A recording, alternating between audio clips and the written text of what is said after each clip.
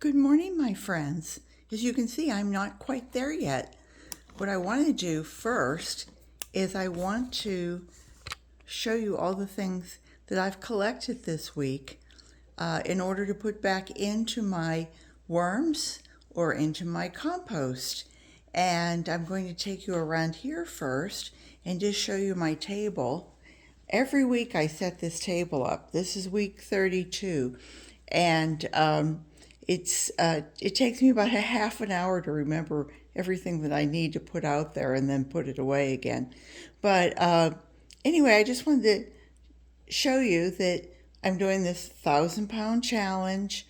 I've already reached my goal of 1,000 pounds, and where I'm able to get by December 31st, well, you're welcome to take a guess. I've had many guesses, and I'd love to see many more. So anyway, just showing you what you can compost or what you can feed your worms. If you have any stale cereal, you want to put your cereal out there, that's a wonderful thing. And also, the bags that they come in, the plastic bags, it seems almost more like a waxed paper. What do we call this? Baker's paper. If you're in a pinch, you can use that, by the way, for your, like if you're making cookies or something. Just in case you didn't know that. But it also is, closed down, it's airtight, so you could put your stuff in the freezer if you needed to freeze it first, and it'll keep any smells away. But crackers, I found some old coconut that I want to grind and feed it to my worms. I'm not quite sure, though, that sugary. I go back and forth because I really don't want bugs. And, as soon as I see mites, I freak out, but really the mites are helping to break things down, so they are a good thing. So you kind of have to change your mindset. According to, when you're starting to go organic, you see a bug and you freak out and you go, wait a minute, that's a good bug. Anyway, moving along. Any breads, if they go stale and you're not going to use them, is breadcrumbs. Put them in your compost. Here I wanted to show you, here's eggs. If you have eggshells and you don't have a way to grind them up other than just to, take them in your hands and grind them up, you can actually take, put them in a bag and take your rolling pin, go over it, so you don't have a rolling pin. So use your bottled water and make a rolling pin. Think about things. But what I like to do is I like to put it through the grinder, and I also use my shrimp shells or prawn shells, whichever you call it, and I put those through the grinder and I mix the two, and I use this as grit for my worms. It's a wonderful thing. And because it has so many surfaces, it will break down faster. Of course, our coffee and tea bags, coffee filters, whether you get the round ones or whether you get the cone, these make great bottoms for your pots. If you're, put it in the pot first and then put your soil over top of it, and it acts as a deterrent for the water to carry the soil out. It will hold it back. Tea bags, make sure that they're biodegradable. But if they aren't, well, you'll find it later. You'll find it looks like a little clear plastic. Coffee grounds, both for your compost and for your worms. Oh, I forgot my frozen fruit. But you guys know I usually have a plate here and it's all my fruit scraps. And what I've been doing when I get too many is I'm dehydrating them. Jane over at Rockin' Worms turned me on to that little tip, and I think it's wonderful. And boy, does this smell good. This is really a wonderful.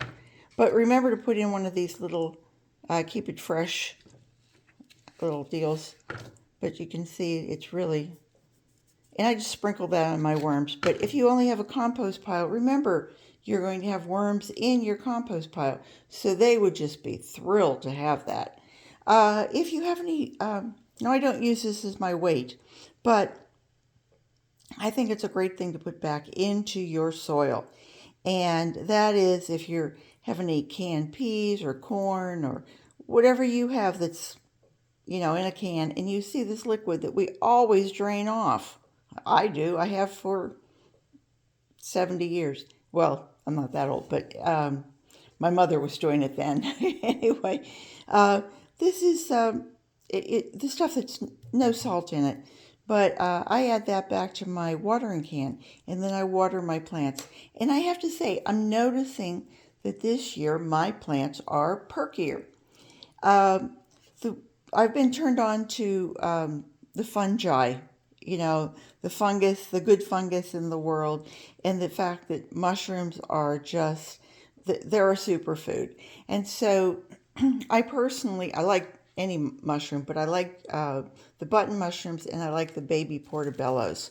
But whenever they come, they always have a little bit of soil on them, and so if you are rinsing them, and of course, you want to get mushrooms that their cap is tight. This is already one that's starting to open, but here's one that the cap is tight. You see where there is no opening around there. They haven't started to release their spores yet, but all good.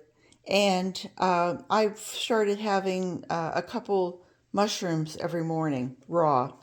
And oops, we had an escapee. I'll show you in a minute. Um, so when I rinse them, that rinse water has a little bit of this uh, soil in it. And I use that again in my plants. I think it's just wonderful. Uh, Back here, I was thinking about the fact that I steam broccoli a lot. I love steamed broccoli. And I used to add water into the base of it. Whenever you add water, of course, to steam, I would salt that water. Well, instead, I decided to, put my little tray in my steaming tray in there, and I put my broccoli in there, and then I just salted the broccoli lightly so that when that steam comes up, it melts the broccoli. I'm sorry, it melts the salt, and then it just kind of stays on there. So this is basically salt free. But you can see, look what's left. Let me hold that up. I mean, you can see that's cloudy. It's got to have nutrients in it. Of course, if you're doing rice and you're going to rinse your rice, you can do the same idea. And it has trace amounts of NPK in it as well. Back here, we have the carbon side of things. And this was, I got an aerator yesterday. It came and I just made a video on it. And I thought, gee, I wonder how much it was. Here was the box. And then this was the cardboard that held it all together. That was a half a pound. Now, I mean, that's such a simple thing. When I take my walk, I walk by pounds and pounds of cardboard that people throw out every Tuesday is our day for recycling and for trash. But I'll see people throw it out. And then Wednesday we have bulk pickup and lawn clippings and shrub clippings. And there's a special truck that comes out and then they recycle that. And but people will put out big boxes, and I can't drag it all home. But occasionally, if I see a box that's just laying out there, I think, oh, okay, well, I can shred that and give it to my worms. Which, by the way, was what happened. And as you can see, I will be vacuuming later. I'll just leave that lay there for the minute. But I will say that there's other things, of course, you can recycle. And besides your fresh fruit peels and what have you, if you don't have a compost pile, I mean, why wouldn't you? But if you don't, and you don't have worms, well, you can actually add this into your potted plants. They always, show you putting coffee grounds and eggshells, and of course you can soak these things. Like your eggshells. would actually add some calcium back into it. And your banana peels, your strawberry tops, if you soak those, you can make a fruit rinse. So hang on just a second.